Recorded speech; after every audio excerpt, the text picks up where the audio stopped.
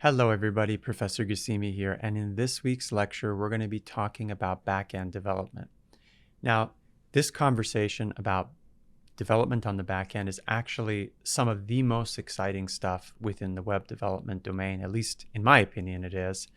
And I hope as we go through this lecture that I can create some of that excitement in you as well when you start to see the amazing things that backend development unlocks for your web applications. So a quick logistical note, this lecture, just like all the other ones, does have some associated readings.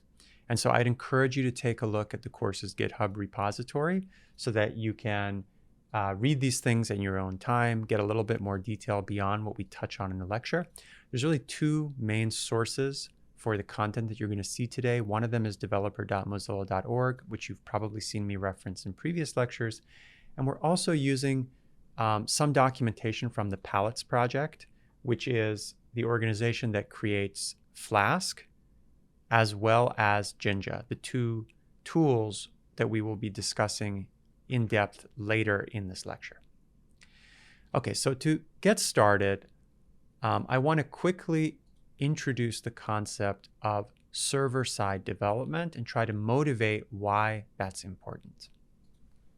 Up to date, we've been thinking about web development as existing in just the universe of the front end. And we've seen it's very powerful. You can do a lot of cool stuff in HTML, CSS, and JavaScript. But the limitation ultimately of working only in the front end is that your sites are static, meaning that when a user visits your website, it's always going to return the same hard-coded content every time a resource is requested, meaning when your client here opens up their browser and visits your personal website, well, as we know, browsers' jobs are to take things that users do and translate those into HTTP requests so that machines can speak to each other through those requests. It does that. It might send it to the web server, and all this web server does when you operate strictly in the domain of the front end is it fetches files, HTML files, CSS, JavaScript that you pre-created, and just returns those back in the body of the HTTP response, okay? So every user who visits these sites has the exact same experience of the site. But as I'm sure we can all relate, that's not the way that most of the powerful websites that we enjoy using on a day-to-day basis operate. Most of them have dynamic content. Depending on what we search for within those websites or how we interact with them, we have totally different experiences of Amazon, Google, YouTube, etc. Now, the subtle architectural difference between a static site, which we've been working on now, and a dynamic site, which is able to react based on what users are doing, is illustrated in this diagram, which I'd like to step you through now. It still starts with the browser. The client sits there and they type a URL into their browser, which generates some kind of an HTTP request, for example, maybe to your personal web page. Okay, and this web server still exists. It still receives this HTTP request. But the difference between a static and dynamic site is instead of just fetching the static resources off the bat, the web server will take the HTTP request and forward the request data to a web application, okay? A web application is just a bunch of server-side code that takes the request and some resources that exist in the server, like files that you have, HTML files or HTML templates, as well as data that might exist on that server. And it kind of glues that information together and constructs it into some custom HTML that it can return back to the web server to finally get forwarded in the body of the HTTP response back to the client's browser here, okay? So this is what distinguishes a dynamic site from the regular old static sites that we've been thinking and working with up till the current date. Now, really the core differences between when you're doing server-side coding and you're doing client-side coding is that on the client side, all you have to think about is selecting and styling UI components, how you create your layouts, how you do the navigation. You might deal a little bit with form validation if you do want things going to the server side, but all of this happens sort of in just those three languages we've already discussed in the course, HTML, CSS, and JavaScript. But once you enter the server-side coding domain, there's a much larger set of activities that can occur on the server side, as well as a larger set of languages that can perform those activities or actions. You can have your server side validate data that's submitted to you. You can have it store information and retrieve information from a variety of data sources, perform certain actions or analytics on your users. And that server side code doesn't have to be written in JavaScript. It's possible to do it in JavaScript. You can write it in practically any language: JavaScript, Python, PHP, C#, Rails. There's many ways that you can write your server-side code. The reason you'd want to have this server-side code, I'll state succinctly here, there's really 6 reasons that you'd want to have it. The first is because you can more efficiently store and deliver content back to your users. The second is because you can customize your user experiences. If you know things about who your users are and how they've used your site, and you're storing that somewhere on the server side, you have a way to customize user experiences, which makes people happy that use your site more often. The third is that you can control access to content that only special kinds of users can see. So when you log on to, let's say, Facebook, there's probably certain pages within your Facebook account or certain kinds of content that you limit to only your friends seeing versus the public. All of that decision about, given your settings, how content is displayed to users is handled on the server side.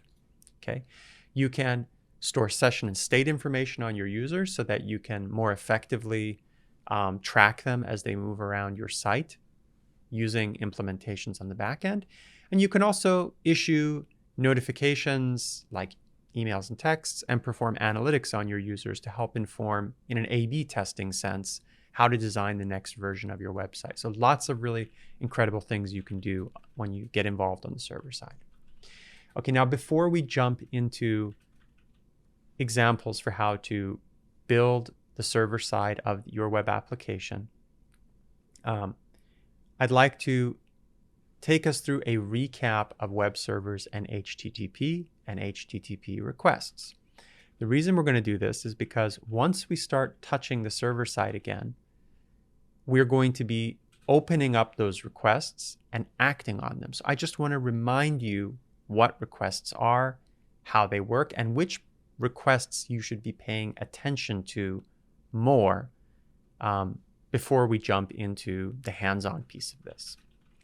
Okay, so an HTTP request really includes 2 essential things, right? There's a URL that says where in the target server do you want to receive a resource of some kind, sort of like the location on that server that you want to fetch a resource from. And then there's a method. And that method says, I want to get, for example, a resource. I want to create a new resource. That's what get versus post do.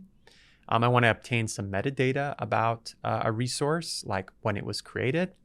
I want to update an existing resource, or I want to delete a specific resource. Now, for most of what you will do when developing web applications, you're going to be working with get and post style methods. It's not that these others aren't important, they are, but for most of what you'll do in this course and in general, you'll be thinking about get and post requests, okay?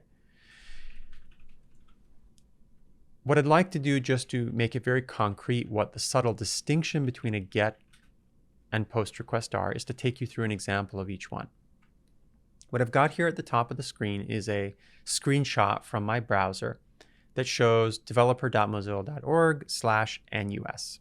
And you can see there's a search bar here. Okay, and so what I can do is I can type into the search bar and click the search button. And when I do this, my browser actually generates the HTTP request that you see down here. This is the actual HTTP request that is generated. And if you did, for example, a telnet, you could write this HTTP request out yourself, and the web server would respond with the exact same thing as if you visited in your browser. Okay, there's a couple of important things that I want to point out about this HTTP request, because they're going to be useful when we start talking about building our backend applications. The first is that you notice that the method is specified right here at the top, get. The particular location that we're interacting with, or the path, is also specified here. We were in NUS, and NUS shows up here. And when we click this search bar, we actually go further into search, and there are some parameters that are sent in the GET request. In this case, Q equals webdev. Okay, these arguments, these GET arguments, are used by the developer.mozilla.org to do some cool backend stuff that ultimately is going to return content to us. Notice as well that in addition to this really core component, which is the GET request and the path and the parameters that were passed, there's also some information in the header that's useful, such as the fact that the requesting browser, as denoted by user agent, is Chrome. Okay, why does this matter? Well, because different browsers have slightly different ways that they might render content. So not for today, but if you build a web application and you want to make sure it works across every browser under the sun, you might want to access this information, the kind of browser that your user is using to access your content, so that you could make adjustments accordingly to your HTML, your CSS, your JavaScript, and so on. Okay? Last thing I want to point out about this is that notice that cookies, or I should rather remind you that the cookies are sent in the request, meaning when I sent this request to developer.mozilla.org by pressing this search button up here on the top right, I not only said I want the result of the search for the query webdev, I also sent them the cookie that they had generated and stored in my browser, which you can see contains a session ID.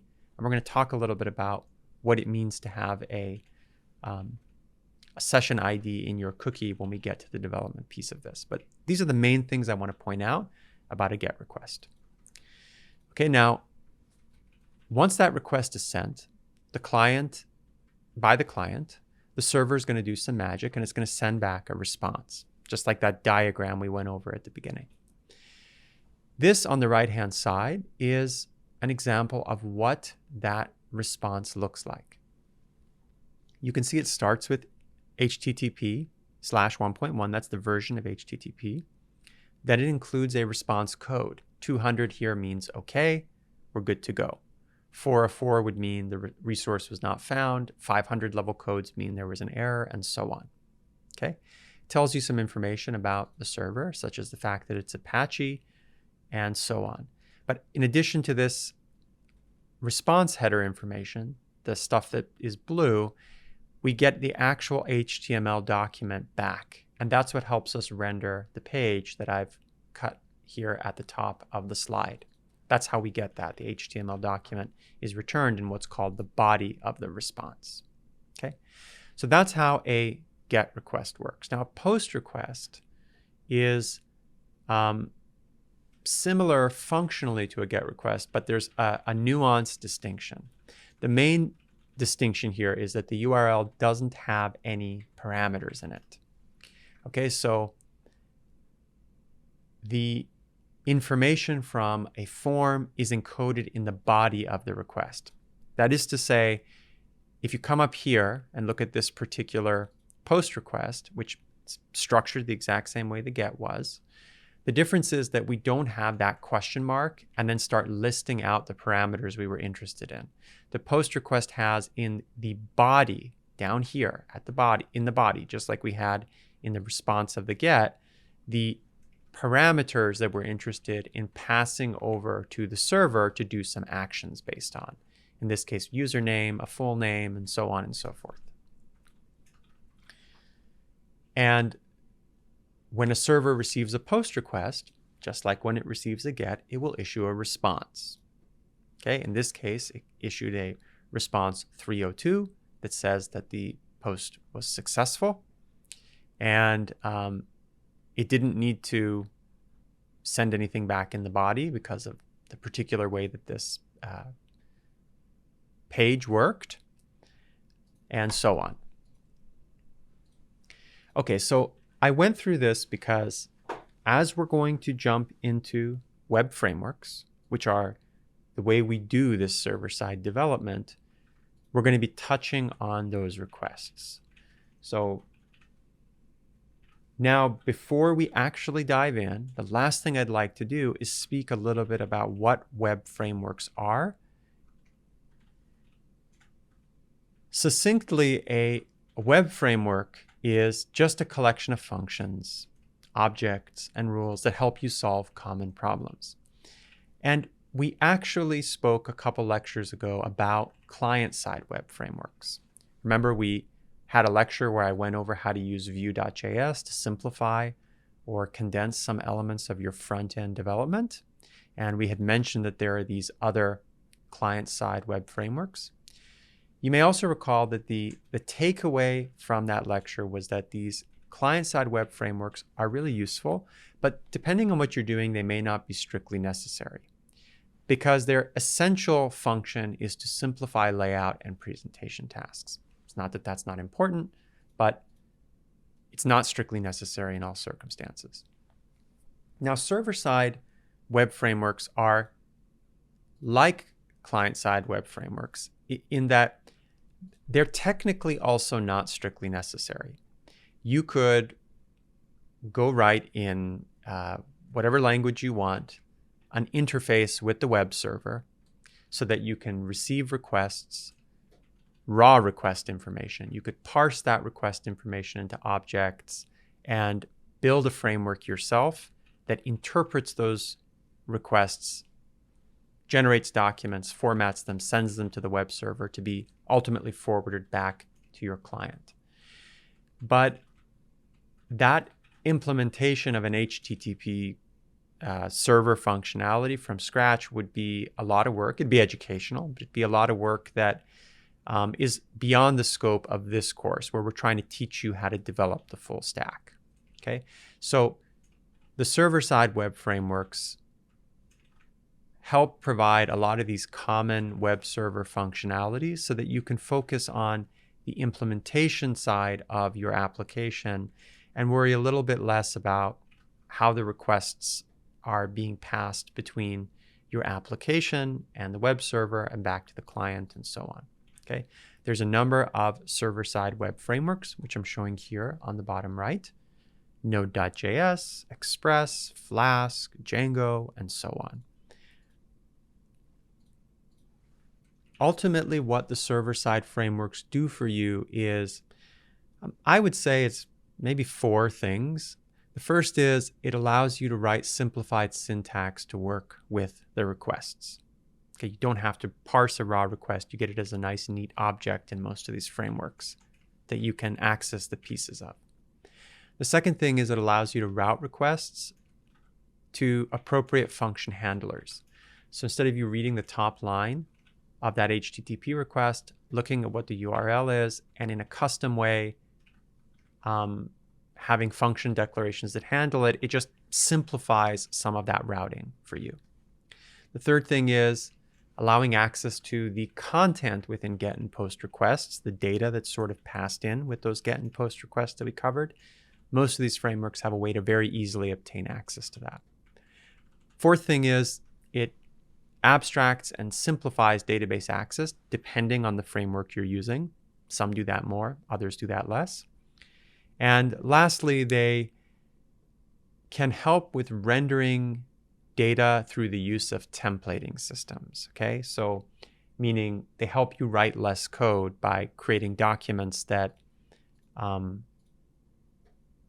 be the starting point for what you return as HTML and even CSS and JavaScript.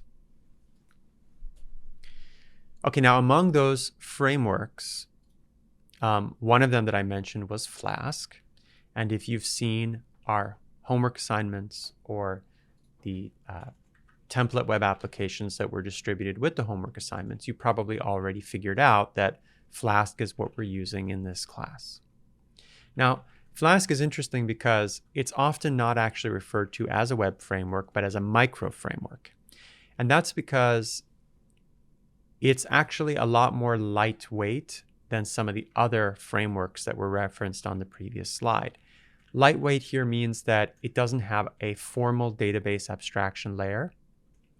It doesn't have form validation, and it doesn't have any other components where existing third-party libraries are going to provide what are sometimes referred to as common functions. So that's actually really ideal for a class, because if you want to learn how the server side works, building out actually some of those elements, your own database abstraction layer, your own form validator, there's some great learning opportunities that come from building simplified versions of those. But of course, if after this class you'd like to extend Flask, what's nice about it is there's a very large library of extensions that you can use and plugins, so that you can take its micro framework and make it more akin to a Django or another framework that exists. Now, there's really 4 main components of Flask, and I'd like to take a couple of moments to just speak theoretically about what those 4 components of Flask do before we get into the development. The first of these 4 components is something called Workzoog, which is a web server gateway interface application library. Okay, because if you remember back to that dynamic web application diagram, there's a difference between the web server and the web application. And what a web server gateway interface, or WSGI application library, does is it takes care of translating what comes from the web server into terms that can be used by the web application. That's your Python code or whatever else. Okay, so this is obviously one of the components that's used by Flask, so that the communication between the web server up here in the purple box and the Flask application in the green box is handled. The second component of this is called Jinja. And Jinja is a templating engine for the Python programming language. It can technically be used for other languages as well, but it has a lot of things that are similar syntactically to Python, which makes it very nice for folks who are familiar with Python. The basic way that Jinja works is a Python function passes some data to display to a template file. That could be an HTML file or some other kind. And then Jinja takes a combination of the data and the template to return a rendered HTML file, which can be then sent off to a web browser for later display. The third thing from a components perspective of Flask is something called Markup Safe. This implements a text object that escapes characters to help mitigate injection attacks. Okay, so meaning that untrusted user input can be displayed on your page because it's automatically escaped. I couldn't, for example, in a login form, I'll show you a concrete example of this in a bit, by the way, but suffice it to say that they have ways of cleansing input that comes from your users to prevent them from compromising the integrity of your web application. And the fourth component is also related to security. It's a tool called It's Dangerous, and it's used to store the session of a Flask application, a cookie, without allowing the users to tamper with that session's contents. Okay, a session is just a secured cookie, and we'll also be talking about that practically as we jump now into the next component of the lecture.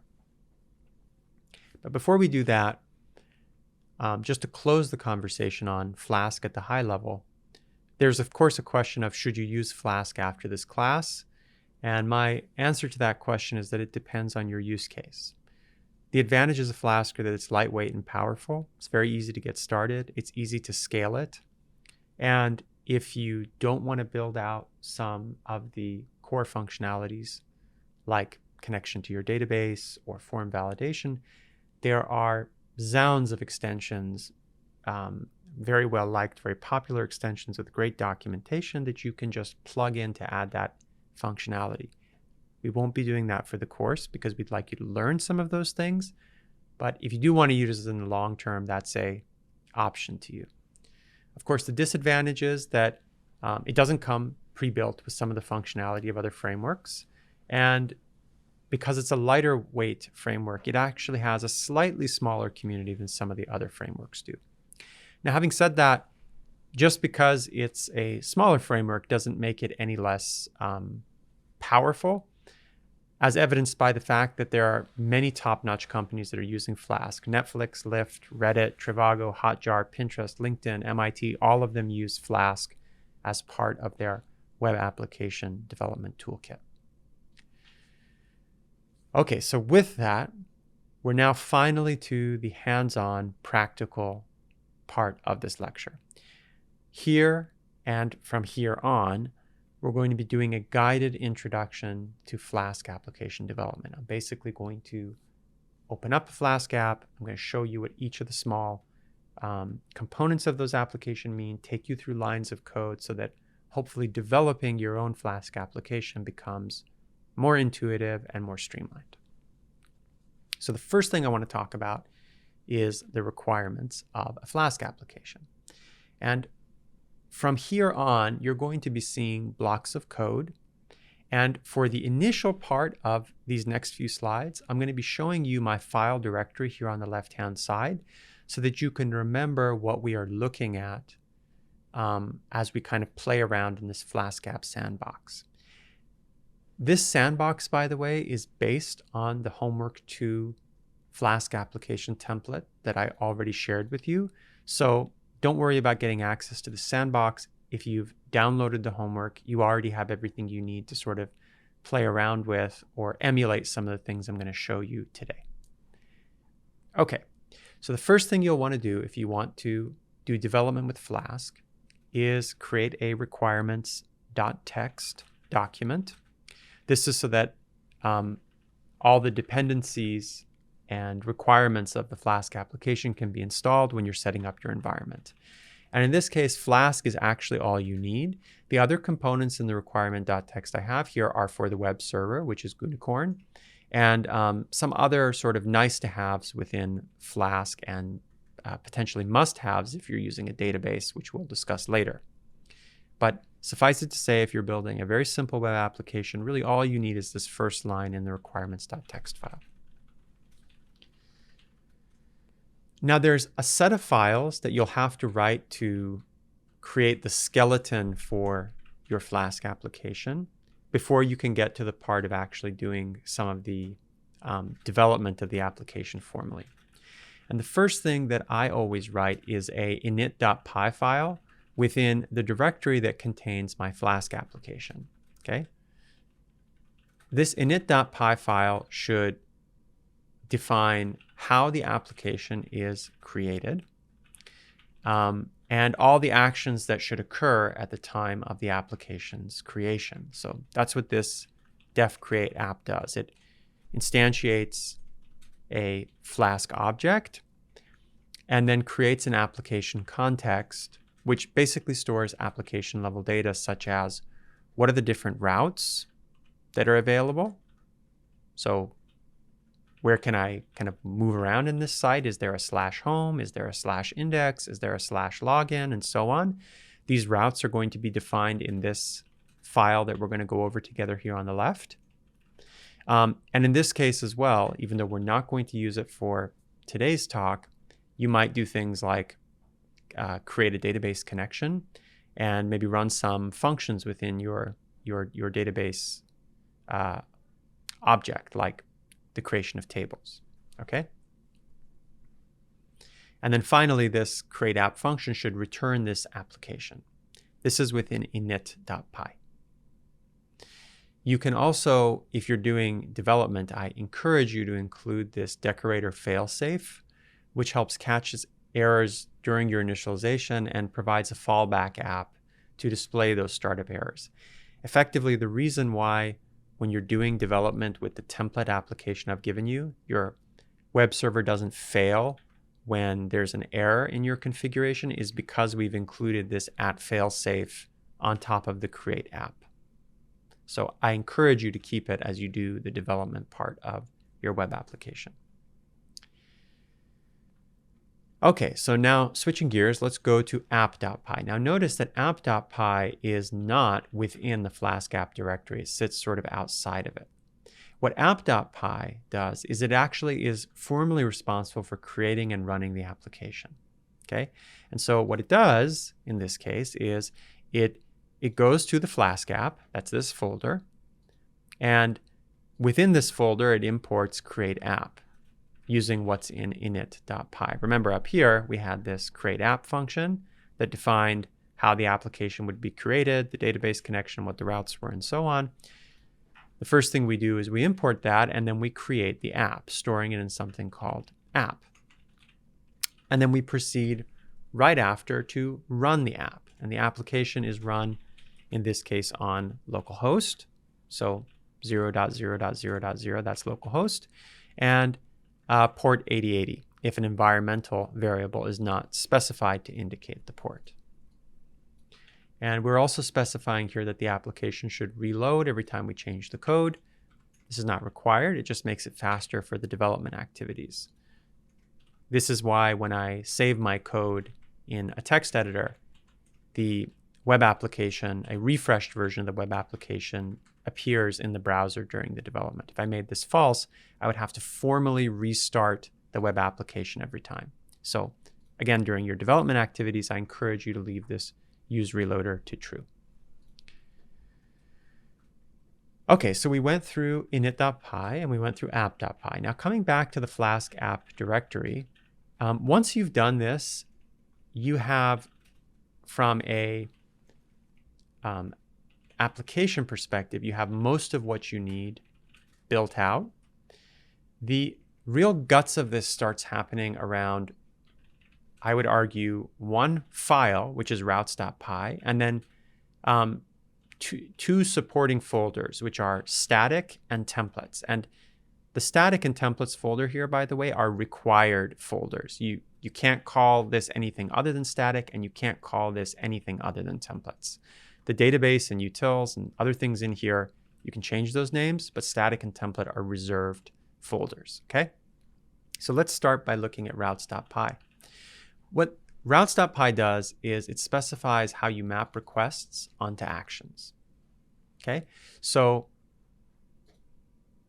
you might notice that the first thing we do here is we go to Flask. This is the our Flask app, the current Flask app, and we import the current application as app, and then we say within this application we want to define a route. And when we're doing this app.route, it's mapping a specific URL associated request string to a given function that's going to handle the response. So what this would say is that if I visit the root level of my web application, I want to return this string, which you can see is some very simple HTML. And within routes.py, you can define multiple routes. Okay, I could not only have something for the root directory of my application, but I could also have something for the /Yahoo directory within my application. Okay, and just to be concrete, what these do is they enable it so that when somebody visits your web application at the root directory, you're going to see that first page. In this case, it was testing 2. Let me just jump back so you can see the HTML. You can see it's got an H1 testing, a P testing 2.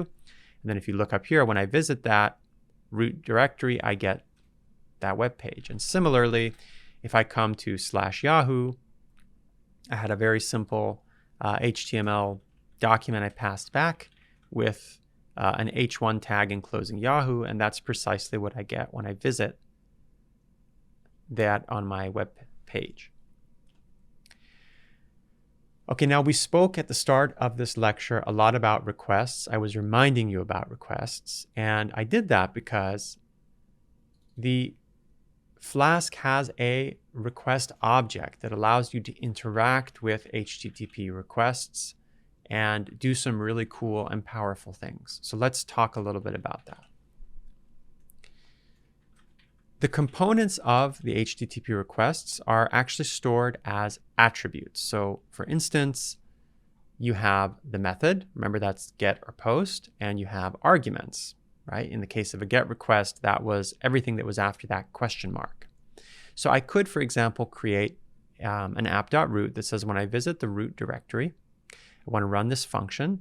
And what this function is going to do is it's just going to return a string that says method is, and then I'm going to take from the request, the method. And I'm also going to take the arguments, and I'm going to display those separately.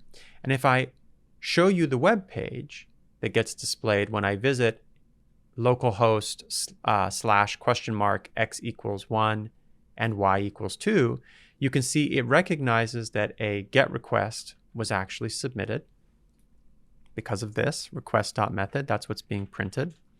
And then it also recognizes the arguments that were passed in. That's the x equals 1 and y equals 2, and it's converted it into this lovely dictionary format that I could work with on my server side or pass back to my client like I did in this case.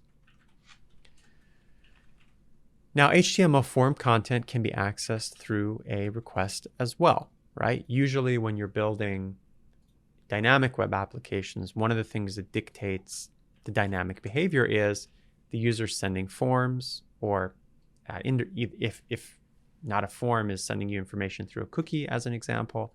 And then based on what's in the form or what's in the cookie, you change something about the way that you act.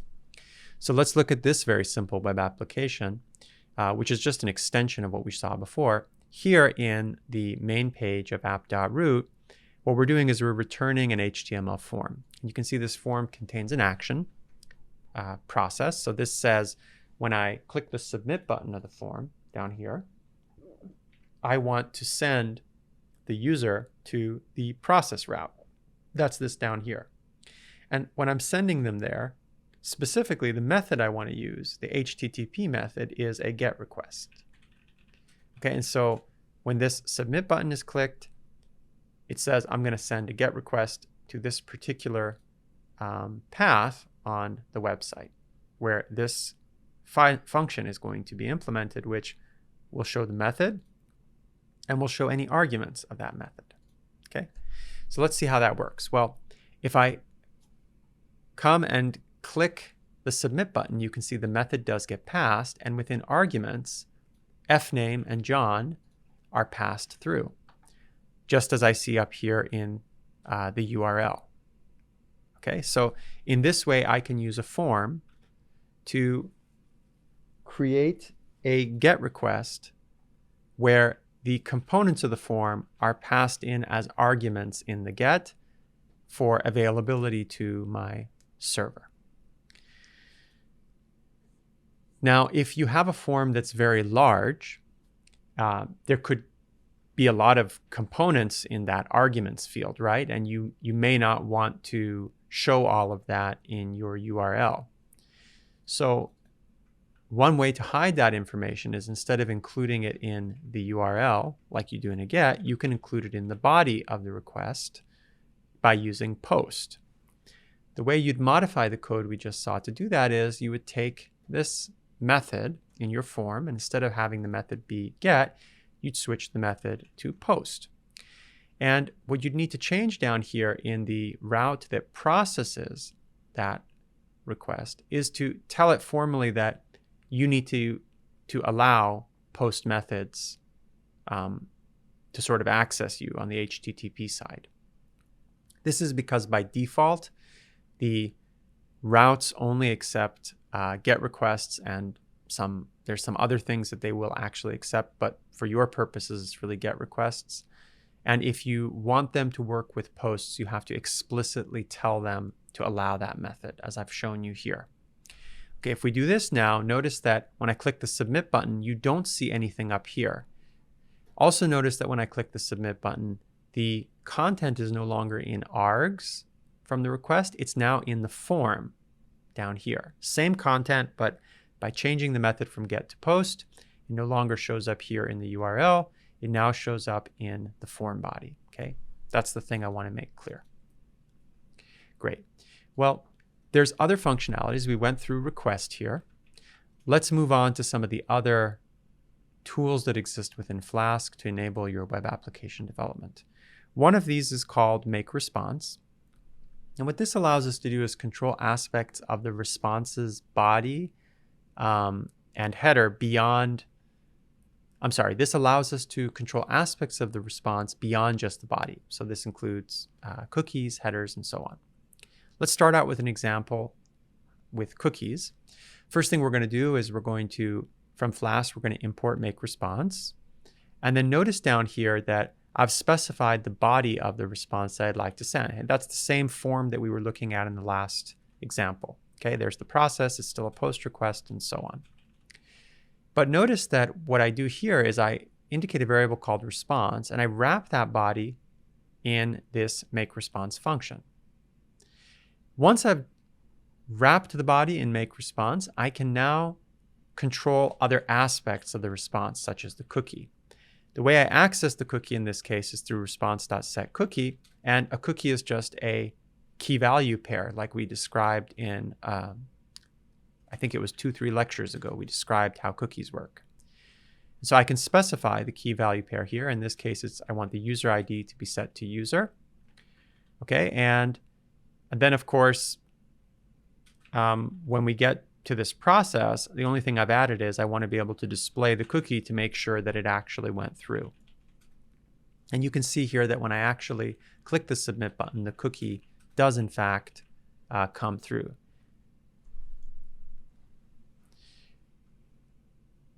Within Make Response, we can not only do editing of the cookie, but we can also edit the headers.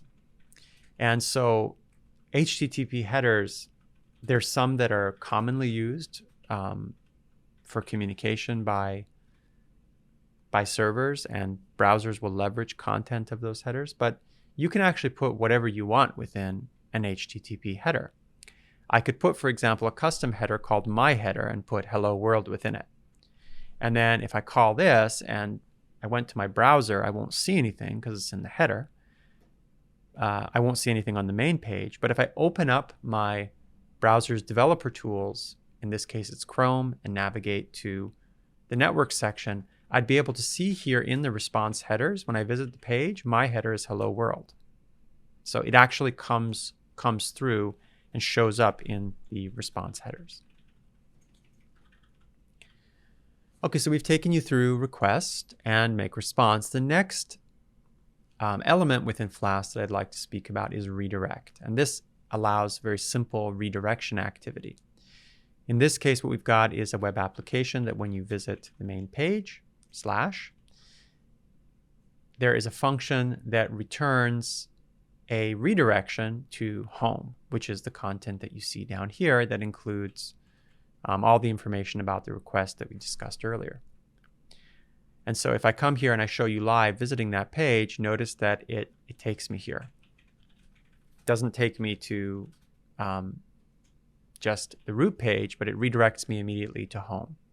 Also notice that the cookie, even though I'm no longer in this new code doing anything with cookies, the cookie has persisted from when I set it earlier. And that's because that's what cookies do. They persist, right? They allow you, because the server has sent those and stored those within the browser, and those are resent every time you generate a new request, you can use that to sort of trace your user around a site. Okay? So the next thing I'd like to speak about is the send file method, and this allows you to transmit files such as PDFs. It's pretty simple. All you have to do is call send file and point to the location of the file. In this case, within my static directory, I have a PDF document called book 1. And so practically, if I now visit my web application, you can see the PDF for book 1 gets returned.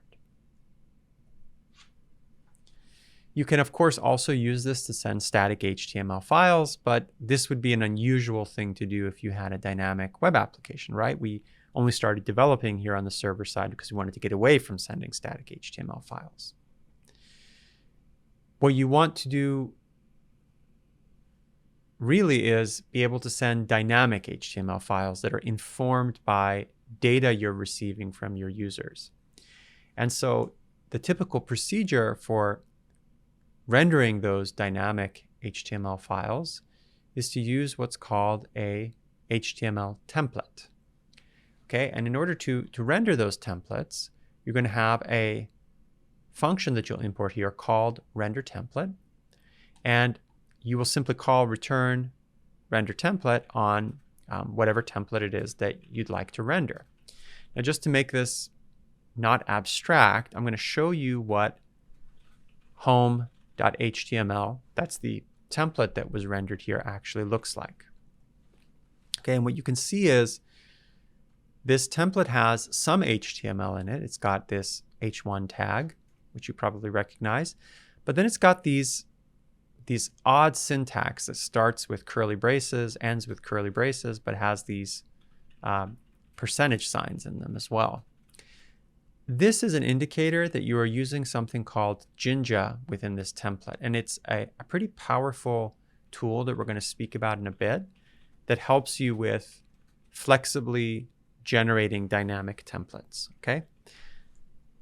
The essential thing I want to point out here about Jinja is, I think this is the most important function of Jinja, is that it allows things like inheritance. So I can say that actually my home.html is a document that extends another document called shared/layout.html, which I'm actually showing you down here. You can see that this is a very simple HTML document. It has a HTML tag. Within there is a head, there's a title, there's a body, there's a header. Notice that this header says never change me. And then there is one of those Jinja tags you can see here that I spoke about earlier that says block main content. And then I end the block. Well, what this does is this links what you see down here, this block main content. This is linking what you see up here in the block main content, and it's basically plugging it down here. So why does this matter? Well, because if I had 50 pages, home 1, home 2, home 3, home 4, and all I wanted to be different was, let's say, the name of the person, now I don't need to repeat all the information you see in layout.html 50 times. I would just actually need this one small block of code for each of the pages, which makes them easier to read. The structure is a lot better. That inheritance that exists within Jinja makes it just phenomenally easy to structure web applications that use less code and are easier to extend. And just to be clear, those two documents together, ultimately when you call return render template, illustrates a page like this to the end user.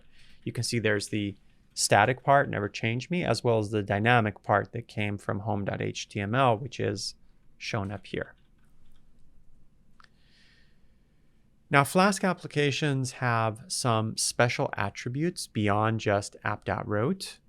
There's also an app.beforeRequest decorator that basically specifies that you want to run a certain function before any request is made.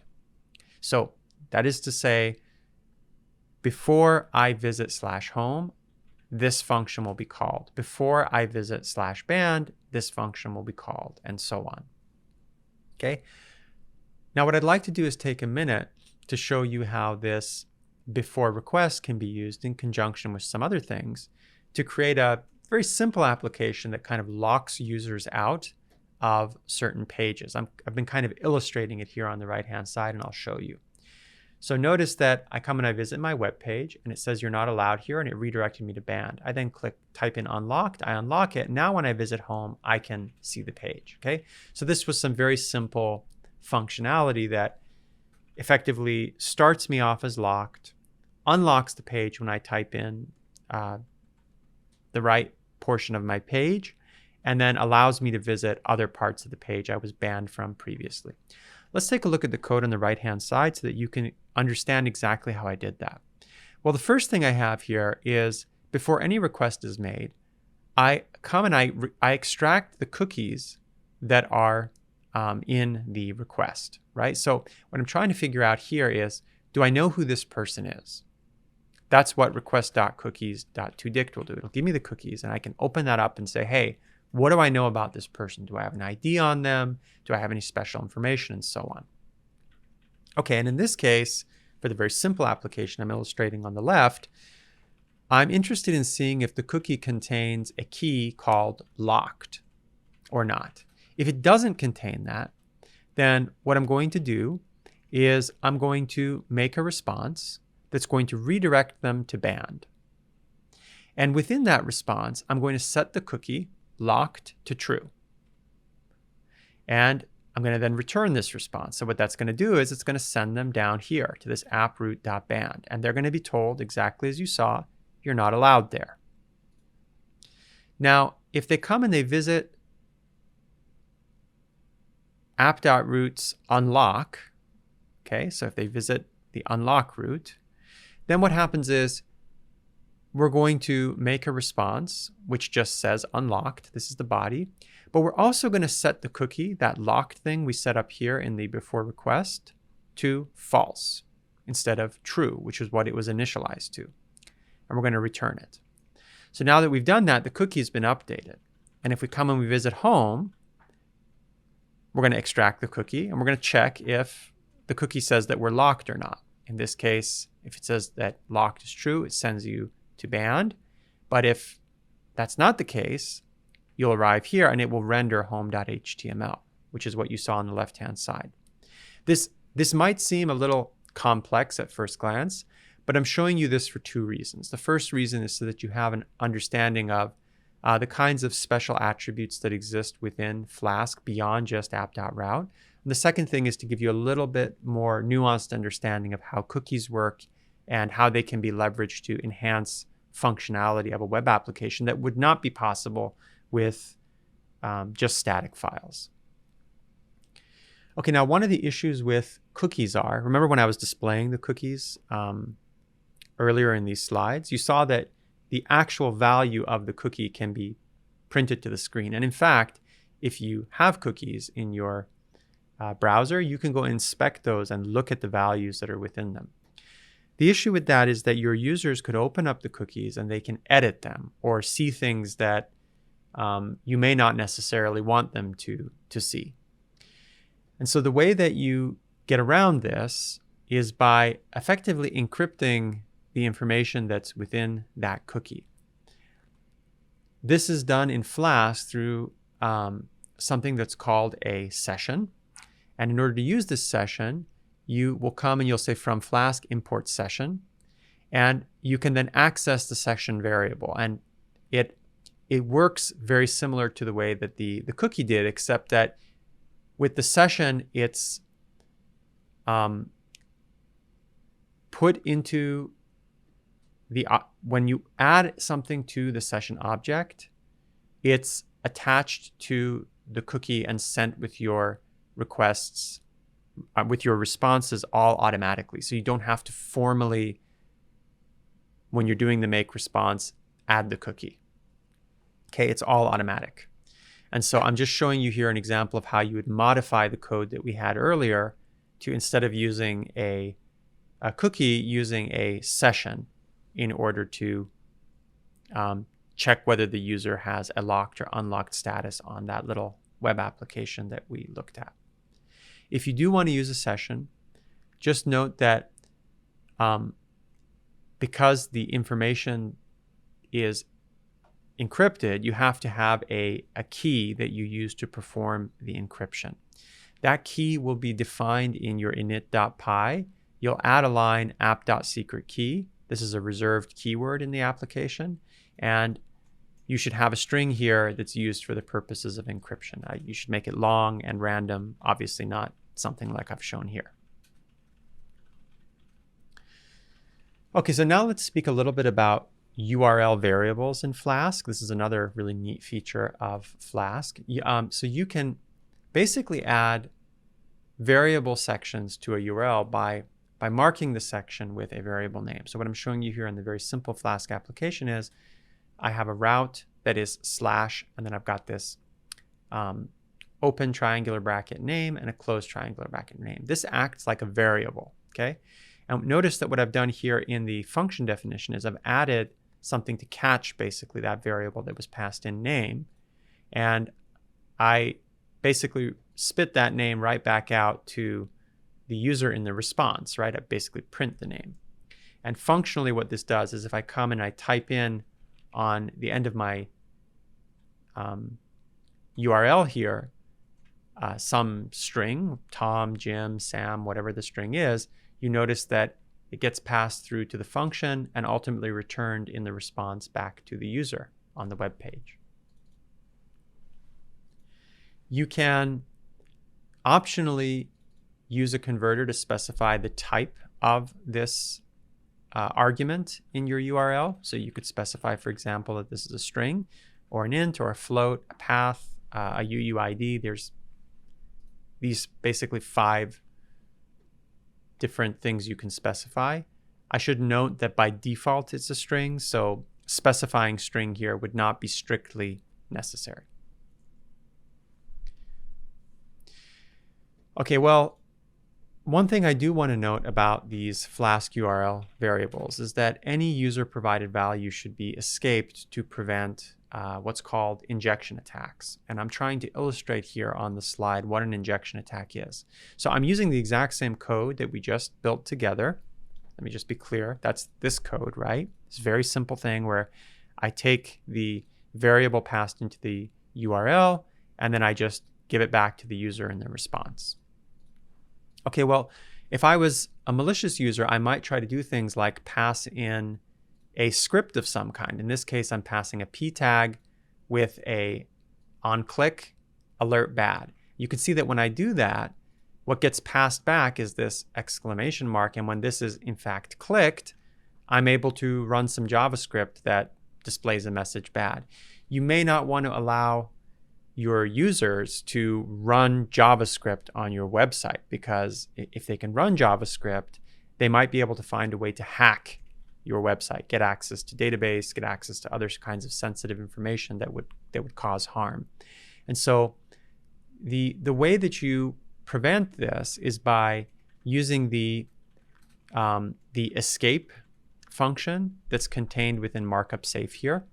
This ensures that any user provided values are effectively secured. So the literal string is used as opposed to the interpreted string. And just to be clear, when you include that escape, like I showed in the previous slide, for the exact same entry into the address here, you can see that I get the actual string here that was input, not a interpreted version of this as HTML. This is what you want, right? So don't forget to escape things for security reasons. Flask has another functionality called URL4, which I've imported here on line 7. And this is used to extract the specific web location of that's associated with a particular function within your application. So for example, here I've got URL for home. What this does is it comes to the home function and says, well, hey, what's the app.root connected to this? And it's home/fish/dog/game. Okay. And so what will happen here is if I visit app.root/anything, it's going to return hello, and then it's going to give me this route. Let me show you just concretely what it does. So if I come here and I type in localhost/Jim, you can see I get the full address of my web application's functional activity when I visit the home function down here. Okay, this is useful for a number of reasons. First of all, if you didn't like this silly name that you see here, home fish dog game, you could change this in one go instead of actually having to remember and hard coding those changes in multiple places. So this URL4 is, I highly recommend it. It actually automatically handles escaping the special characters.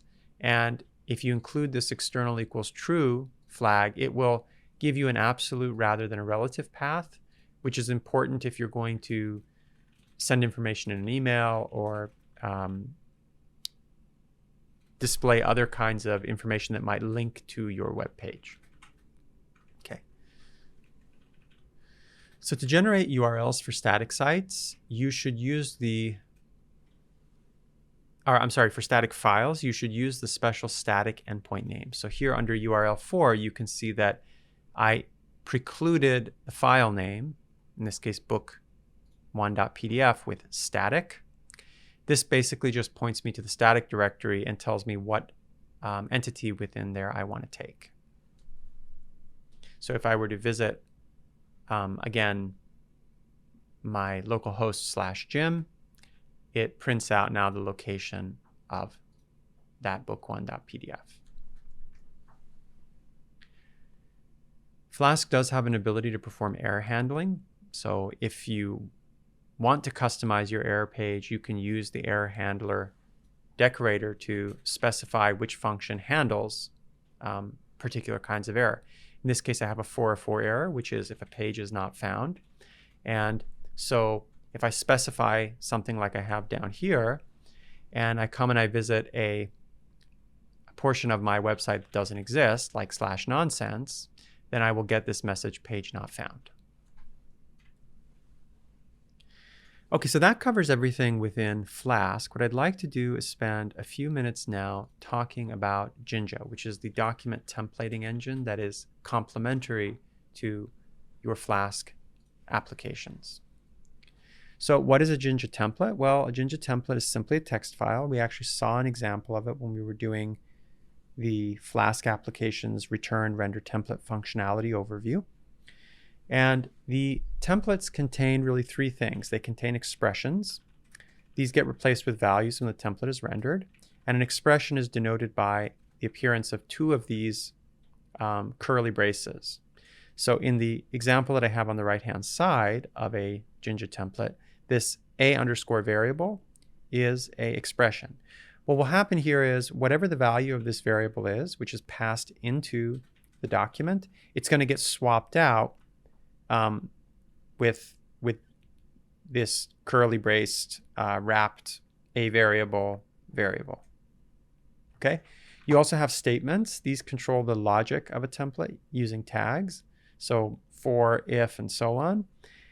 These are heavily inspired by Python. So if you know how to write statements in Python, there's almost a one-to-one mapping with Jinja.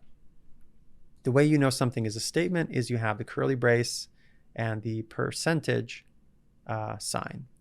So you can see here we've got, for example, a for loop. So for item in navigation, and then we end the for loop by designating the end here. Okay, and lastly, there are comments that exist in Jinja. These are just used to comment your Jinja code. They won't be displayed when the document is rendered. Here's an example of a comment down here.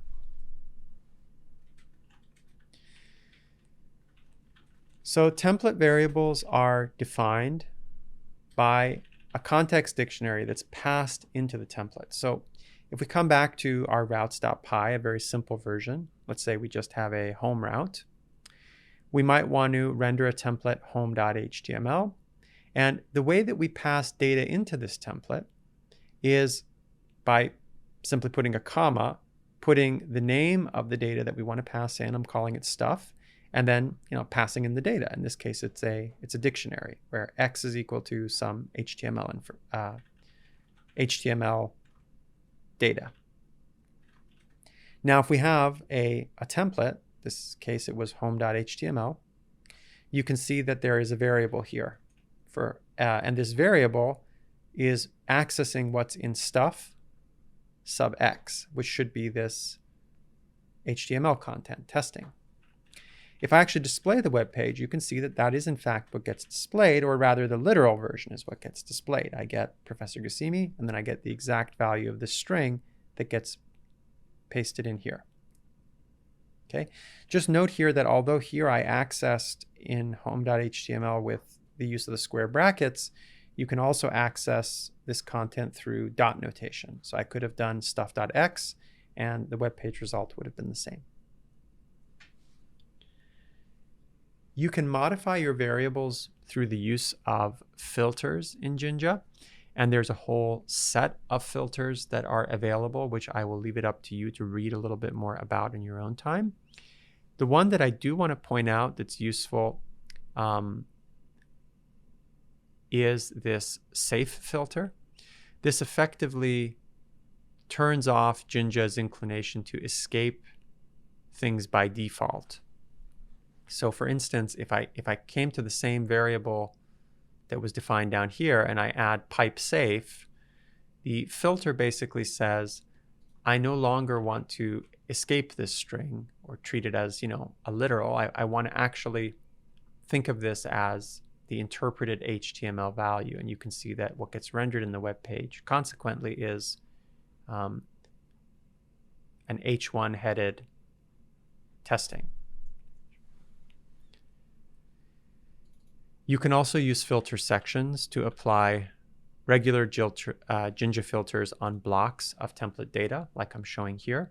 So you can do filter upper, and the text that's in here, even though it's lowercase in terms of what has been written, this text, when it's displayed, would be displayed as uppercase because it's wrapped in the filter upper Jinja filter. There are tests within Jinja as well. These tests can be used to assess a variable against a common expression. I've listed some of the tests that are available here, which I will not be going through, but you're welcome to take a look at some of these if you'd like. I'm showing you one example here. When you want to test a expression, you use the is operator.